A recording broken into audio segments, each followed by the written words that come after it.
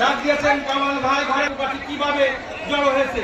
এই পর্যায়ে আমি আহ্বান জানাচ্ছি সালেকা উপজেলা বিএনপি নেতা জনাব হুমায়ুন ইউসুফকে সংক্ষেপে বলার জন্য অনুরোধ করছি।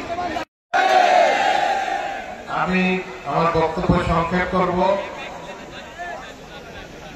কিন্তু যা হয় প্রত্যেকবার মিটিং এ একদম শেষ সময় এসে সময় থাকে আমাদের।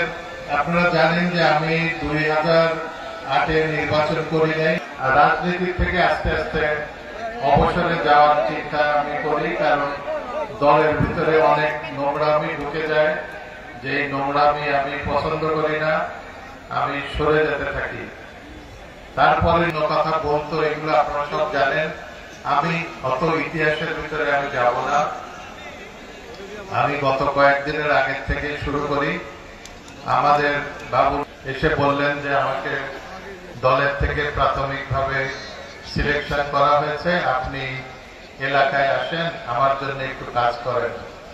তখন আমি বললাম যে আমি কি কাজ করব আপনার জন্য। আমি বেরোয় দেখলাম যে আপনার সাথে তো কেউ নাই, কাকে নিয়ে আপনি নির্বাচন করবেন?